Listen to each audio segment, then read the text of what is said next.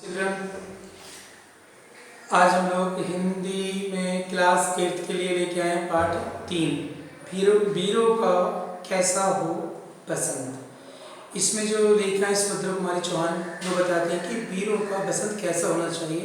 वो अपने मन से और देश के हालात के हिसाब से बताती हैं और दुनिया के हिसाब से कि वीरों का कैसा बसंत हो। तो चलिए पढ़ते हैं, इस कविता का स्वागत अनुवाद लेते हैं।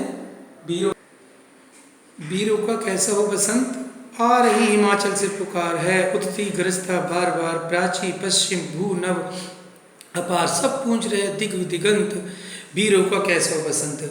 कवित्री कहते हैं कि हिमाचल पुकार पुकार कह रहा है कि वीरों का कैसा बसंत होना चाहिए। पूरा पश्चिम उत्तर दक्षिण जितनी भी दिशाएं हैं, दसों दिशाएं, पृथ्वी आकाश, सब पूछ रहे हैं कि वीरों का कैसा बसंत होना चाहिए।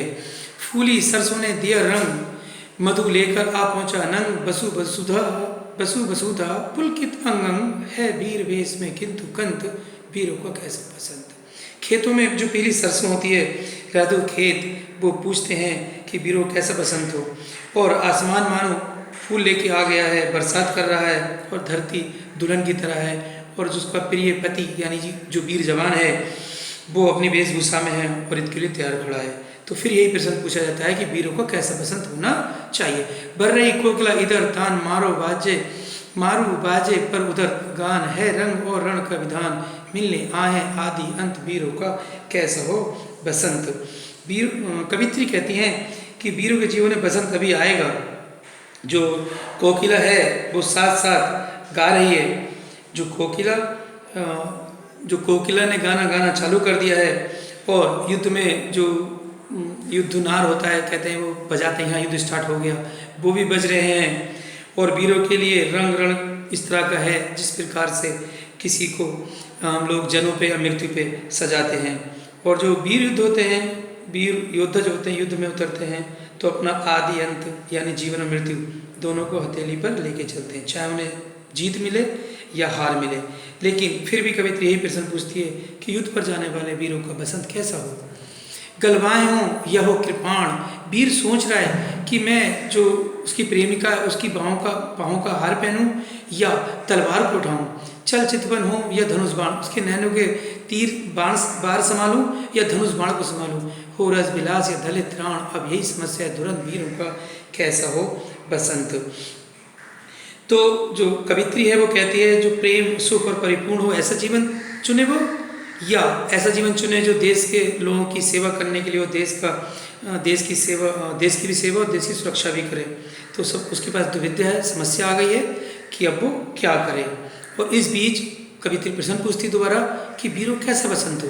कह दे अतीत अब मौन त्याग, लंके तुझ में क्यों लगी आग, एक रुचूत अब जाग बदला अपने अनुभव अनंत, वीरों का कैसे बसंत। कवित्री कहती है कि ये अतीत अब तुम मौन त्याग कर बता दे लंका में कैसे लगी, अर्थात युद्ध से किसी का भला नहीं होने वाला है। और कुरुक्षेत्र भी अब जाग बता दे अपनी कहानी तू भी कि कितने कटु अनुभव थे, कितने लोग मारे गए। अर्थात कवित्री कहती है कि युद्ध से किसी का भला नहीं होने वाला, हमें युद्ध नहीं करना चाहिए। इसी बीच फिर भी प्रश्न पूछती है तो फिर वीरों का बसंत कैसा होना चाहिए। हल्दी घाटी के शिलाखंड है, दुर्ग सिंह गढ़ के प्रचंड, राणा नाना कक्कर घमंड, दो जगह आज स्मृति जुलम। हल्दी घाटी जो महाराणा प्रताप ने गुलामी नहीं सही थी तो उनका भी उदाहरण हमारे सामने है, नाना जी का भी उदाहरण हमारे सामने है जो कि सन नहीं झुका। लेकिन फिर भी वो वही बात दोहराती है बार बार कि हमें अपने नौजवानों को देश पे कुर्बान होने के लिए तो भेजना चाहिए, लेकिन युद्ध भूमि में शहीद हो जाना ही उनका बसंत है नहीं। इसलिए वो कहती है कि जो युद्ध में कटु अनुभव होते हैं, दुखद घटनाएं होती हैं, उन्हें हमें रोकना चाहिए, जो भी इंसान वगैरह मरते हैं। वीरों का कैसा हो बसंत, भूषण अथवा कभी चंद नहीं। वो कहती है फिर दोबारा प्रश्न पूछती, वीरों कैसा बसंत हो, भूषण अथवा कभी चंद नहीं। अब पहले वाले भूषण और कभी चंद जैसे कभी नहीं है, बिजली भरते हुए छंद नहीं, और अब ऐसी कविताएं भी नहीं है जो हमारे शरीर में उत्तेजना और जोश भर दे। है कलम बंदी स्वचंद नहीं, अब कलम भी बंधी हुई है, आज़ाद नहीं है। और यानी कि अंग्रेजों ने हमारे ऊपर बंदिश बना रखी हैं, जिससे कि हम लोग स्वच्छंद रूप से अपनी कविता अपने देश की स्थिति में नहीं बता सकते। फिर हमें बताते कौन हंत, वीरों का कैसा बदन। तो ये हमें अब कौन बताएगा, यानी कि अब हमें कौन बताएगा कि बीरों का कैसा बसंत होना चाहिए। तो इसको आप एक्सप्लेन कर लेंगे और इसके प्रश्न उत्तर आपको ये सब दर्ज कर लेंगे और आप हार्ड वर्ड इसके कर सकते हैं। जो मैं हार्ड वर्ड कर रहा हूँ, पश्चिम है, दिग्दिगंत है, पुलकित है, कोकिला है, आदि अंत है, गलवां है, धनुष बाण, दलित्राण, अनुभव, प्रचंड, स्मृतियाँ,